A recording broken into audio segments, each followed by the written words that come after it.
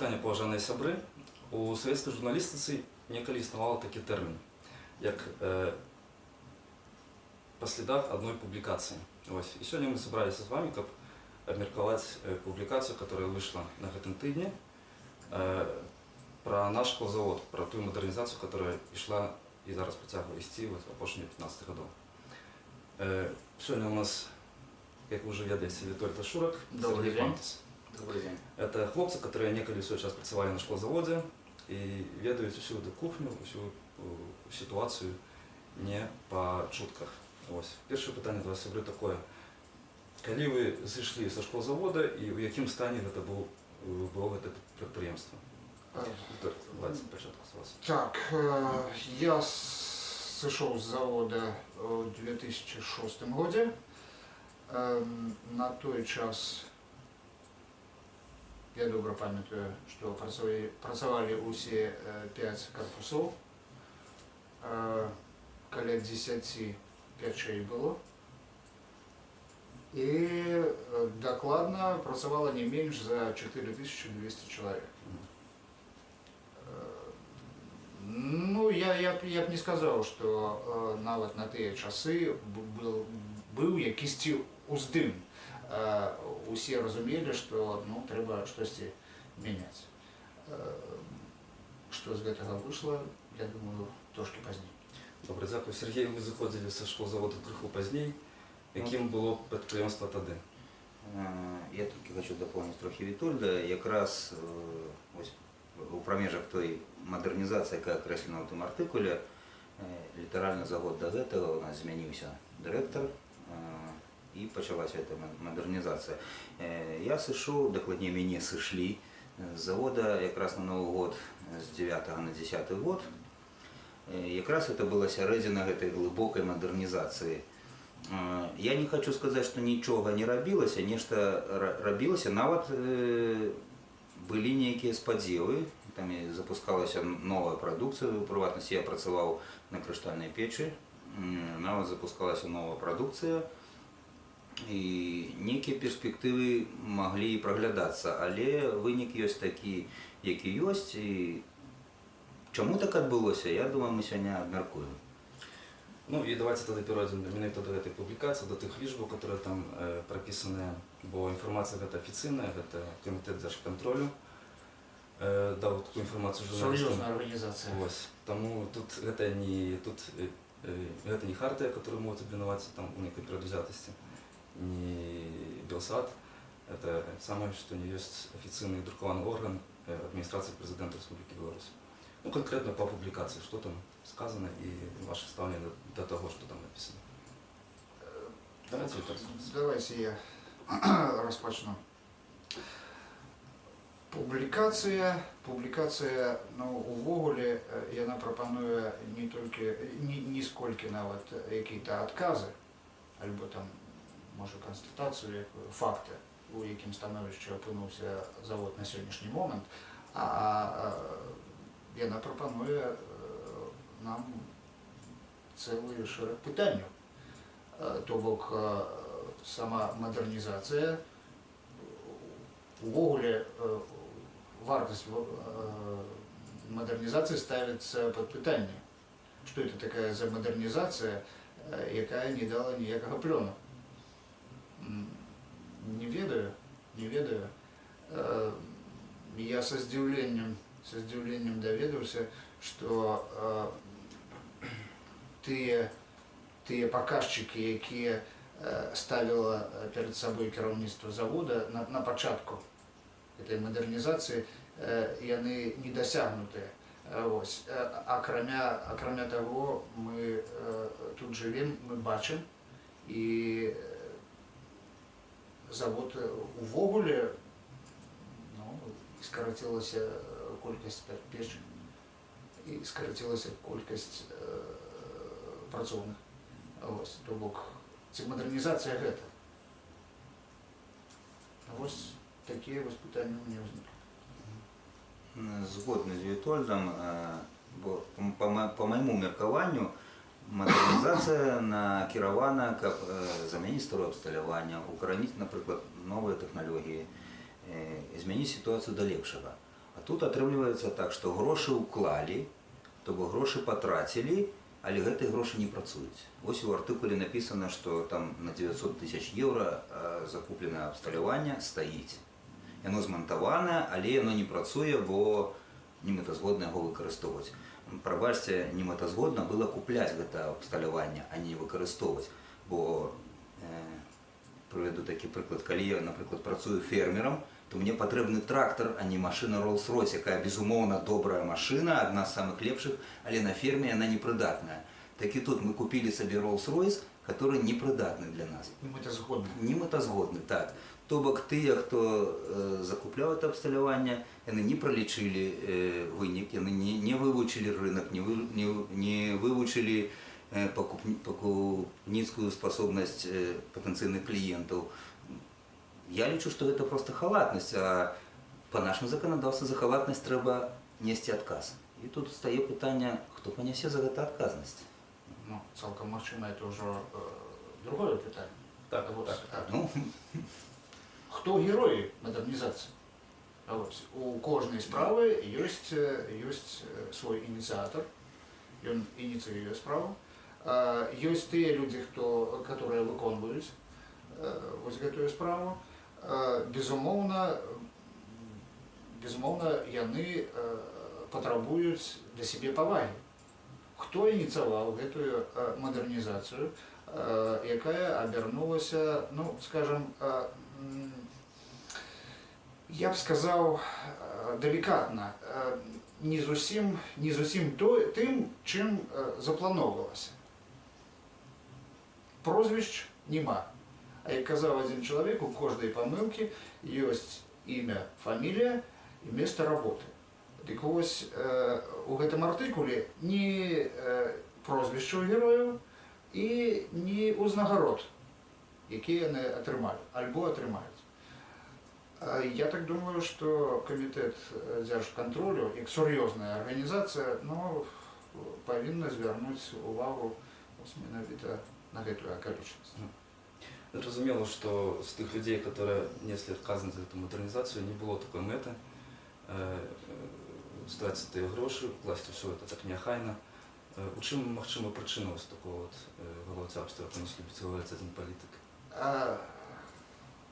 Калі вы пытаецеся ў мяне, то я не ведаю, я ўвогуле не ведаю. Была ў іх мэта правесці мадэрнізацыю, не была мэта, то бок, бачыце,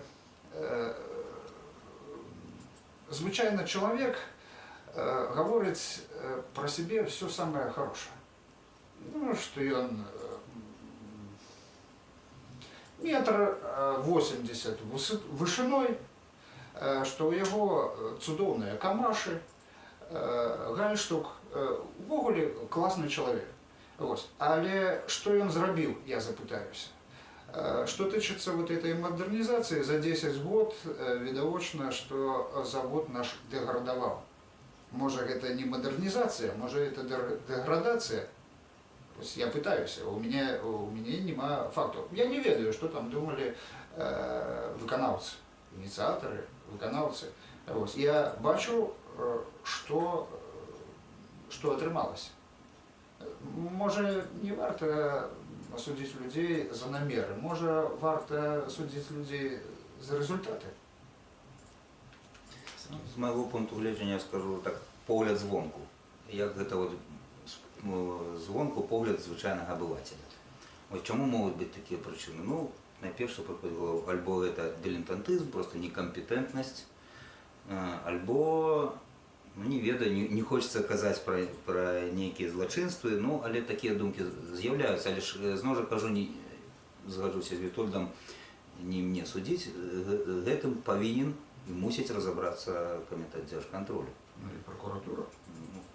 Калі дзяржкантроль выявіць такія парушэнні, которые трэба будзе класці на стол да прокурора. Чым, в прынцыпе, яны зараз і займаюцца. Ну, поспехові. Так, на вашу думку, што можна і што трэба рабіць у гэтай сітуацыі на шклозаводзе? Давай. на мою думку, найперш треба вивчати передові досвіди підприємств, які поспіхових. І не обов'язково в нашій країні заміжних вивчати, пролічувати на шмат кроків наперед, а не так, як ось давайте купимо, а там поглядимо, пойде воно чи не пойде. Так. Ось. Вивчити ринок, чи зможемо ми це продавати. Ось. Коли після коли эта модернізація потягне за собою скорочення кількості працівних, для остальних людей это той, хто скорочає, він просто обов'язок, я так лічу, людям представити рівнозначну працю або наладить для них некие курсы переквалификации, чи ще что-нибудь, або обучение, вивчення нових технологій і покинуть їх працювати на підприємстві. У нас це нічого не робилося. Якби це декларується, але у яку двір не тикнешся, нічого немає. Якби артикульовано наміри, але процедури виконання цього немає. І тому шмат людей просто сиходять самі, шмат опинаються в ситуації, коли скорочають їх, там не протягують контракти, і вони мусять самі шукати працю. Я лічу так. Віталій, які у вас пропанови? Які у мене пропанови? Перш за все, асенсувати всі помилки. Бо коли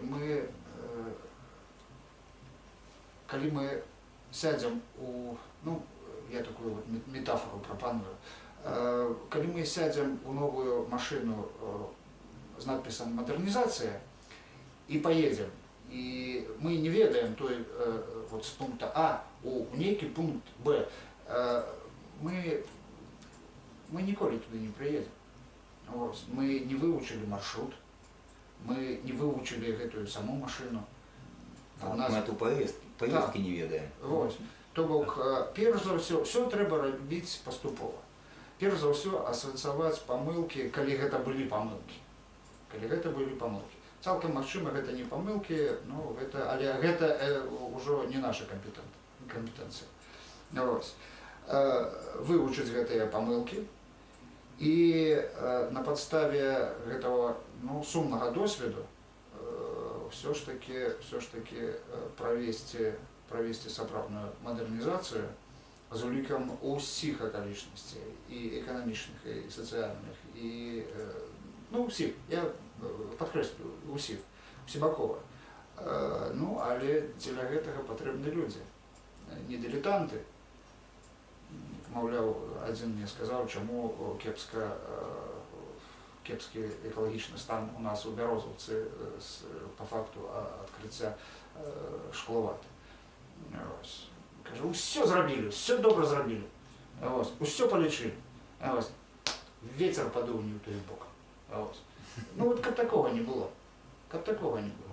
Так что, это все в наших силах, и я так думаю, что все у нас будет добре. Только все треба робити правильно. Так. По году тому змінилося керівництво підприємства, зайшов директор, який керував школозаводом более за 10 років, прийшов новий, і частково змінилася команда, бо відомо, що новий керівник привозить своїх людей. Як ви думаєте, ці отримаються у нового керівництва підприємства, як справиться з цими проблемами, які залишилися йому у наслідство, і чи зможе відновити ту былую славу нашого школозаводу? По алфавиту буду так пытаться. Я не ведаю гэтага чалавека. Цалкам магчыма, это классный специалист, и ён на сваім месцы. Але я подкрэсліваю, яшчэ раз подкрэсліваю, не трэба забуляцца з крэдытам даверу. Добра, прыйшоў новы чалавек, мы да яго ніякіх прэтэнзій не маем, і няхай ён працуе. Заводам павінен хтосьці кіраваць. Але даваць адзнаку яго працы трэба па результатам, па вынікам. Таму я пакуль што устрымаюся ад якіх-то высноў. Пачакаем, пачакаем, паглядзім, Мгм. памацаем. І там будзем выпрацоўваць ужо сваё стаўленне. Сергей, вы? Ну, наколькі я ведаю, вось эта праверка на заводзе была менавіта ініцыятыва новага дырэктара, што в прынцыпе гэта плюс для яго, то бок тое, пра што казаў Вітольд, вызначыць, вывучыць усе памылкі, зрабіць высновы, чаму гэта так адбылося і далей працаваць. Але ж таксама я не магу даваць ацэнку, я магу толькі пажадаць поспеху, магу толькі пажадаць пажадаць найперш дбаць менавіта пра завод, пра людзей, якія там працуюць, а не пра нейкую кан'юнктуру палітычную ці сацыяльную ў краіне. Таму што мы ж все разумеем, што часы мяняюцца, часы розныя бываюць, ці не будзе сорамна, я не хочу осуджаць, што там адказнасць нікую, ці не будзе сорамна самому перад сабой. Таму пажадаю толькі поспехаў. Добре, дякую. Сябри, так само таке особисте питання до вас. Ці хотіли б ви знову вернутися на шклозавод у ГУТу і на яких умовах? Це ж ви про це? Что тычыцца мяне, ну, я думаў пра гэта. Я працаваў на шклозаводзе у нас 11 год. 11 год я аддаў нашему шклозаводу. Я думаю, что 11 год это досыць. Вось. Ну, вяртацца я не планую. Але я жыву ў гэтым горадзе, вакол,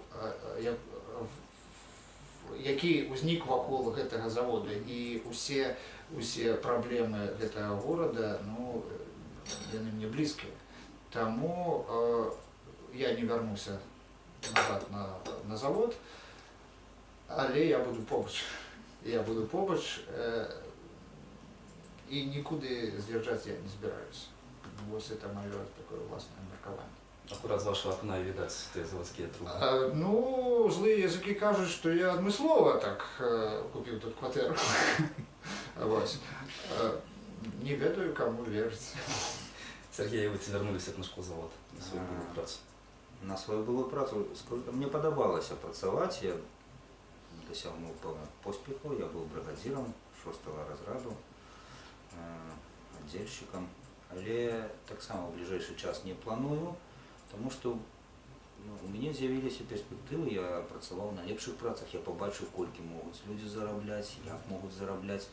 Да таго ж, да добрага быстро прызвычаешся, і свабода, калі ты сам за сябе адказваеш, калі ты сам выбіраеш працу, калі ты не прывязаны да аднаго месца, калі ты звольніцца не можаш, альбо толькі так, калі тебе не працягнуць кантракт, як у маім выпадку, ці звольніць так, яшчэ як-небудзь, по какой-нибудь причине. Тому я все ж таки так само в ближайший час, хоча зовсім не планую, але я бы переживаю так само за людей, за завод, потому что это наш родный завод. Мы тут народились, выросли, и кроме этого у нас ничего нема, тому такая ситуация. Добре, дякую. Так, і сапраўды за апошнія 15 гадоў, калі праходзіла так званая мадэрнізацыя, шклозавод страціў каля 3000 працоўных. З некаторымі з імі я таксама размаўляў у прыватных размовах, і многія з іх выказвалі такую думку, што яны вярнуліся б на той шклозавод, на тую ГУТу, бо калі адкінуць тыя цяжкія фізічныя акалічнасці гэтай працы, то праца на шклозаводзе Нёман гэта даволі такая романтычная, цікавая праца, і адзіная умова, пры которой тыя людзі вярнуліся на шклозавод, гэта дастойная заработная плата і добрае стаўленне да іх як да людзей, як да супрацоўнікаў. Вось, будзем спадзявацца, што прыйдуць лепшыя часы, і тыя людзі, хаця б некаторыя з іх вернуцца ў ГУТу і падымуць наш шклозавод Нёман з того стану, в якім зараз знаходзіцца. Дзякуй, сябры, да новых сустрэч. Дякую.